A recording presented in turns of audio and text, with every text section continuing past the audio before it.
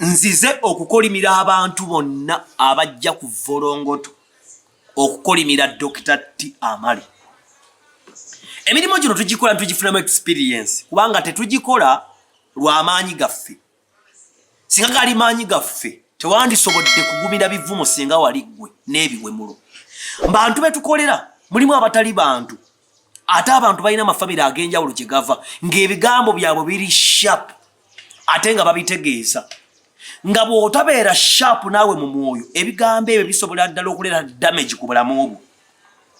Buli anvuma siriimu mukolimira, buli agala nsirane mukolimira, buli agala ngwe mu bulokozi mukolimira, buli akolimira page eno mukolimira.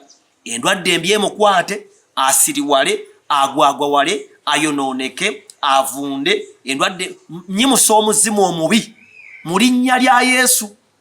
Tolandi kikwewuunyisa. Omanyi ojja kunsomera Pawulo tokolimanga naye gaba omukisa. Omanyi okumanya mu Bayibuli kwa njawulo. Omuntu amanyi okusinzira ku level kwali. Omwana wa primary ne bw'abeera mugezi nnyo tayinza kumanya kusinga wa senior 6 asemba mu kirasi. So okumanya kuli mu levels gwe mu Bayibuli omanyimu mukisa tomanyimu kikolimu. Era okumanya kwo kutono bambi kubanga banja abalokole befuula abageze nnyo. You know tulina amakanisa g'abalokole ag'enjawulo ne level y'okumanya ey'enjawulo. Waliwo ekkanisa ng'erina okumanya kwa pittu naye nga kkanisa ya Mukama. N'obaawo ekkanisa endala nga y'abaprofesa bokka. N'obaawo ekkanisa endala nga ya kijaasi.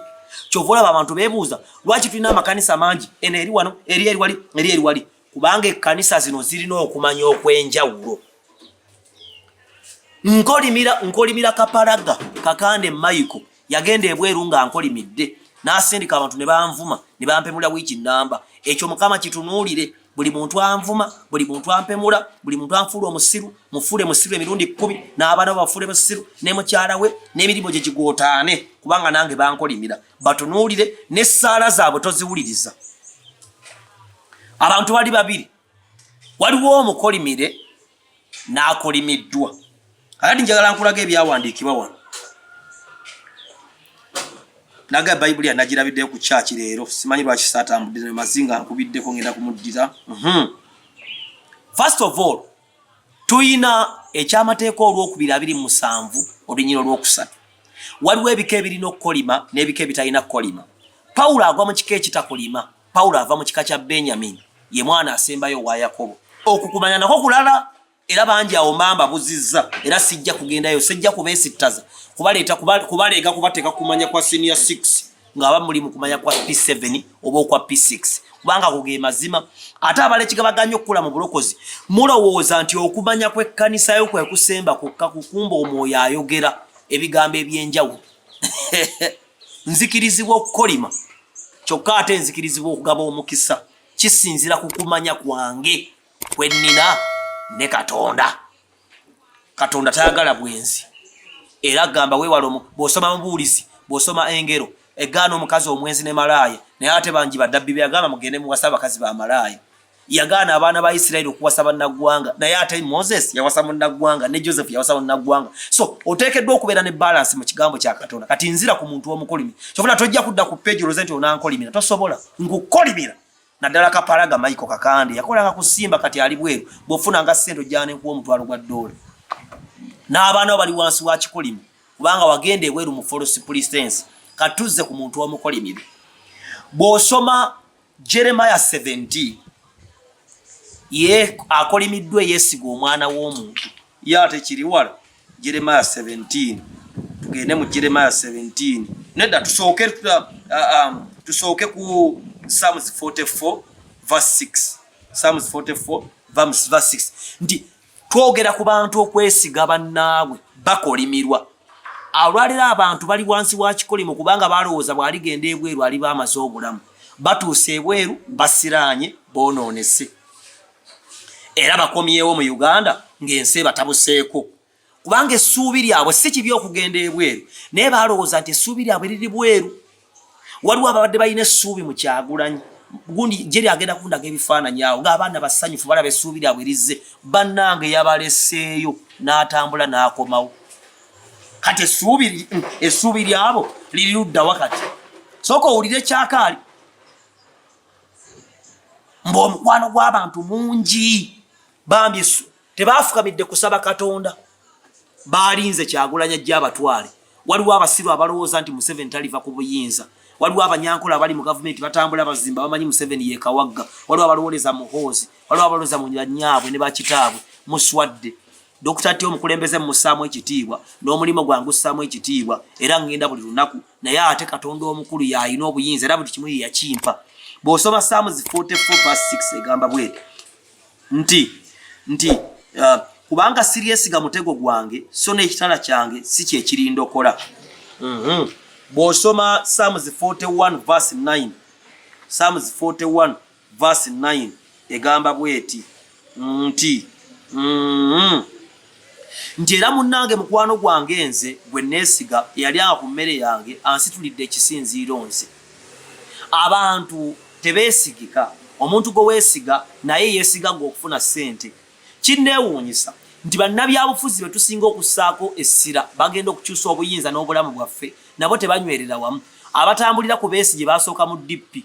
Era bw'otegereza abantu bonna batambula ku Besigye bannabira baali mu DP, bannambooze, basseggona, bampuuga baali mu DP ne bajja mu Besigye kubanga yali ayokya. Kati olwaleero bw'obeetegereza bali ku Bobi Wine, Bassegirinya bali ku Bobi Wine, bannuupu okufa, bannambooze bannuupu. Naye amazima bakimanyi bulungi nti Bobi Wine talina kyabasinga n'eki era bamutula nga ayogera baga naye kubanga yaliko akaliibwa kati bannuupu.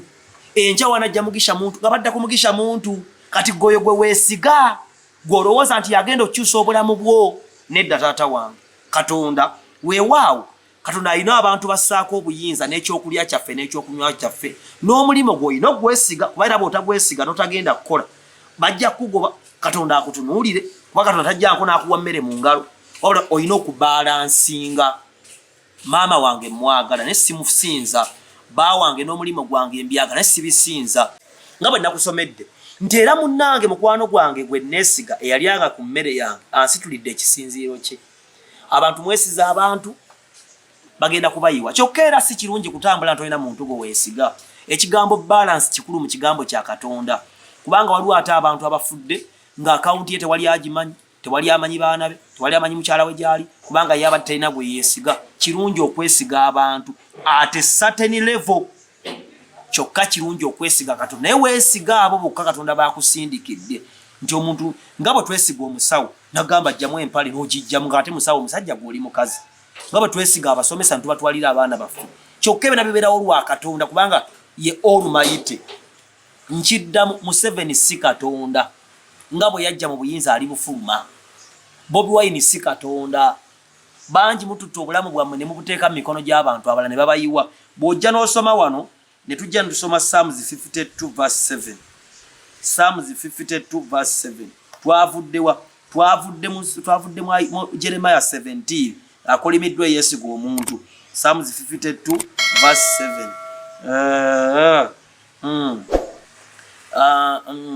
Laba yewuuya atafuula Katonda maanyige naye ne yeesiga obugagga bwe obungi ne yeenyweza mu bubi bwe.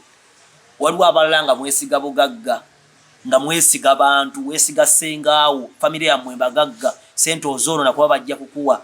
Waliwo abalala weesiga anti waali e Bungereza, muganda wange puleesha ejja mukuba oba afe, nange mukyala Nakijoba simwesiga wadde maama wange era mmanyi tayinza kumpa butwa. Mwesiga at a certain level but I balance because lwaki tufuna amagulu abiri kubalansinga nga tuyimiridde is to balance our stand and the stand is a standard. Omutindo gwange gwendiko mu Katonda gunzikiriza okukolima n'okugaba omukisa. Kyokka ate gunzikiriza okwesiga omuntu at a certain level n'okwesiga Katonda nembeera nga mbalansinga kubanga era kibi nnyo obuteesiga muntu yenna. Gwate bw'oteesige muntu yenna munnange ogenda kubeera na mukazi nga ng'oli bwomu si kirungi. Muyinza okulowooza nti mpala na Kyagulanyi naye emyaka bwe giriyita mulimanya abanyakola abandaba temusiriwala kulowooza nti Museveni taligenda. Ali mu magye oba mu kifo ekyo kirivaawo. Oyinza okuba afuna kampuni y'abazungu baligenda n'osigalawo. So Nkolimira Kapalaga Michael Kakande oyo ye Mukolimira. Nkolimira abampemula n'abanvuma nempa omukisa mwenna abagobera Katonda n'ebigambo byange. Maama wange wa mukisa, ali ku kamera Jerry wa mukisa okola nange musumba sala wa mukisa okunsumba mukyala wange oli wa mukisa abaana bange muri ba mukisa eggwanga Uganda liri ya mukisa ate niza kuononeka nga wendi kati mwabaga ya Uganda is bleeding wa bleeding ate nabawadde amagezi genda ogule pads so temuddamu kutumanyira wadde okututiisa nze Dr. T Amali ayi Katonda abantu bange bano bawo omukisa abandaba era nnyimira mu maaso g'okukolimira wonna abankolimira oyamba obulamu bwange obuyimuse bayimuse ensingo zaabwe okuntunuulira mu linnya lya Kristo w'e Nazareti ne bwe ndifa ndiba mulokole n'abaana bange ne famire yange n'ekkanisa yange emirembe egitaggwaawo amiina. Njagala okusabako okukoneka damu. Oh my God. Waffe Uganda n'ogenda egy'oli bwe twogerera kati olina emitawaana olina ebizibu and you don't have an answer. I'm telling you. Olina ne bw'okubiddeko ku masimu naye ebintu ebinaba kukwataganyizibwa. Naye Jeremiah 33 etunnyonnyola waliwo gwe tulina okukubira essimu. Ate nga nze mpulira natambudde naye njagala ompeyo eddakiika zo kubanga njagala kusabako naawe. Olina emitawaana mu ngeri gy'otambuzamu obulamu bwo. Olina emitawaana mu bigambo by'ensimbi.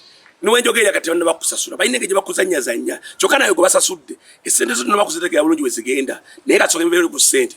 Waliwo ebizibu abamu bitulina. Kati wenjogerera ng'oli mu kiyumba kusakakati. This particular time. And you are seriously troubled. I'm telling you, my God is able to do exceedingly abundantly, even above our prayer, but I need your attention. I need to pay attention. I want nali yagadde tusabeko ffenna mu ddakiika zino. Neye ensonga yonna abonna abatutuukiridde, yes, abatuukidde Dr. T, abantuukidde mu inbox. Thank you very much.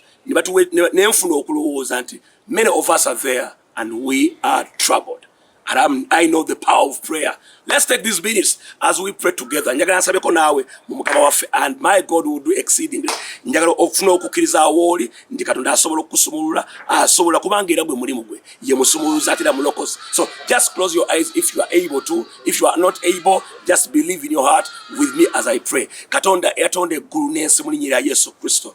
Oli Katonda ayagala abaana baffe. Oli Katonda alina ekigendererwa eky'obuvunaanyizibwa era ekirungi eri eggwanga lyaffe Uganda n'abo abalirimu ayo n'abo abazaalibwamu ayo Kabaka Kitange. Ekiro ekyo ekirungi kitambula ku bulamu bwaffe. Naye nzija mu maaso go mu linnya lya Yesu Kristo nga njogerako n'oyo Kadaama ali mu kiyumba ku saa zino ng'atabuddwa. Oli Katonda asobola okukola kyenva nkusaba mu linnya lya Kristo Yesu. Emitawaana egimwetoolodde gyonna ngiwamba mu Kristo Yesu, ngitwata nate mu ngalo zino 10. I bring them into the fingers, Lord, of 10 as you speak concerning the battle and the wars, concerning the hands. Lord, I ask of you in Jesus' name nti ebyo byonna ebizibu by'abadde alina by'alina omwana oyo byatambuliramu amaziga g'abadde akaaba, oli Katonda asobola okugasangula. Nkusaba mu kisa kyo okumusisinkana leero, nkusaba okusisinkana omutima gwe, okusinkana amagumba, nkusaba okusinkana endowooza mu linnya lya Yesu Kristo. Njogerako naawe alina omuziga gukusumbwa ne wenjogerera kati nga guli mu birowoozo bye mu linnya lya Yesu Kristo. Nnumbagana ogwo omuze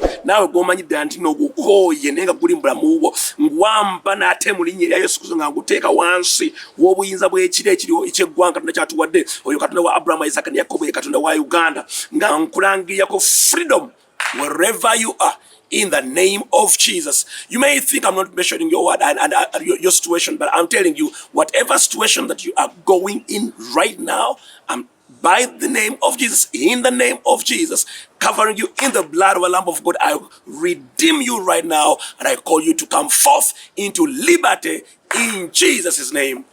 Amen and amen.